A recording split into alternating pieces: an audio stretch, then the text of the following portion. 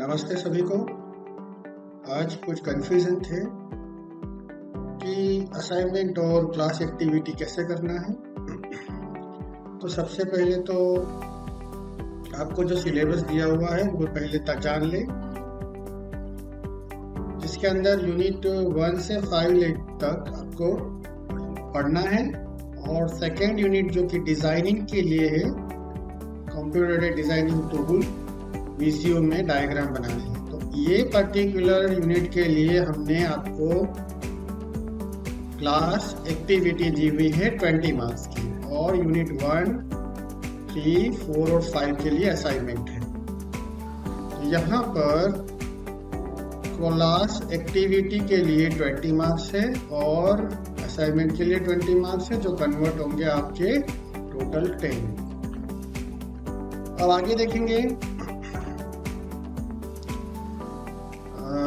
कि या तो फिर उसको 20 में भी 10 में भी कन्वर्ट हो सकता है। हाँ, तो ये आपका जो भी फॉर्मूला होगा एग्जाम में वो रहेगा। असाइनमेंट के क्वेश्चंस मैंने आपको यहाँ पे दिए हैं। ये जो यूनिट 1, 3, 4 और 5 ये सारे आपको कंपलसरी करने हैं और आपको ये जमा कराने हैं, सबमिट कराना है 28 फेब से पहले।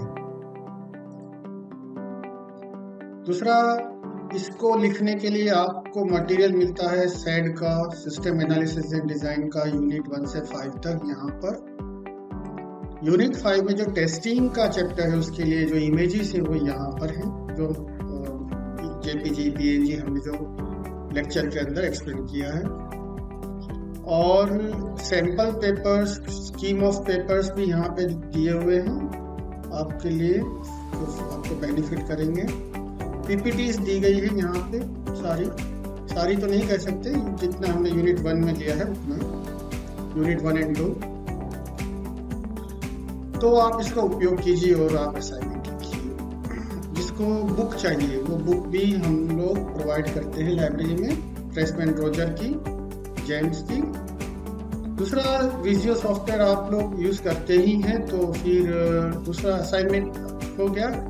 क्लास एक्टिविटी की बात करें, क्लास एक्टिविटी में आप 2 फ्रेंड जो भी पार्टनर हैं, इस एक्टिविटी में 2 लोग रहेंगे और उनका प्रिंट आउट हमको सबमिशन में आएगा। वो 2 लोग जो डायग्राम बनाएंगे उनका प्रिंट आउट लेकर सबमिट करना है, वो भी 28 से 2025 से पहले। तो डायग्राम्स लिखे हुए अंदर जो भी डायग्राम दिए हुए हैं उनको विजुअल में बनाना है। तो पर्पस एनालिसिस का है, डायग्राम तो बनेगा लेकिन कब बनेगा, जब एनालिसिस होगा।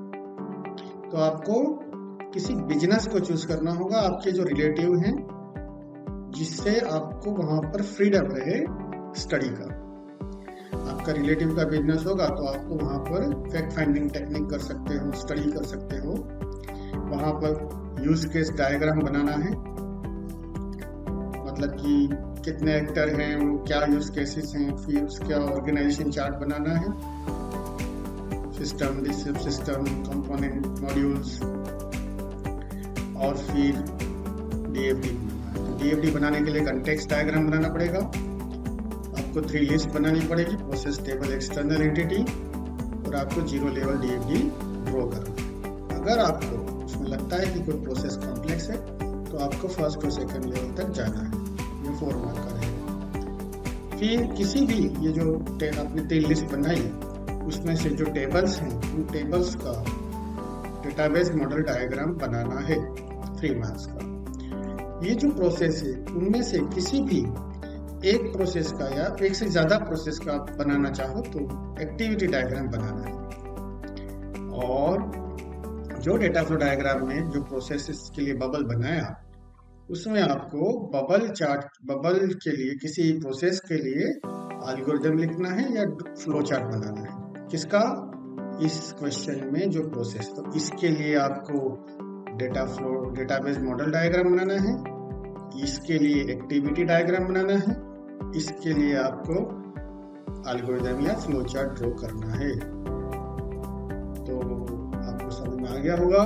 तो प्रोजेक्ट आपका कैसा रहेगा, किसी बिजनेस आपके रिलेटिव का है, अगर आपके रिलेटिव का बिजनेस हॉस्पिटल है तो आप इस तरह से लिख सकते हैं, हॉस्पिटल मैनेजमेंट सिस्टम। अगर आपके रिलेटिव का कोई कॉलेज है तो आप उस कॉलेज का नाम लिख सकते हैं। तो एजेंसी है ट्रैवल, वो लिख सकते हैं। ऑनलाइन एजुकेशन सिस्टम अगर चल रहा है तो वो लिख सकते हैं। या तो स्टूडेंट का कोई भी होम बिजनेस हो, उसके पापा का, अंकल का, तो वो उसका एनालिसिस कर उसका कोई भी नाम देकर ये रिपोर्ट सबमिट कर सकते हैं। इसके आगे अगर आपको कोई प्रॉब्लम है तो आप पूछिए या कमेंट कीजिए। धन्यवाद, थैंक यू।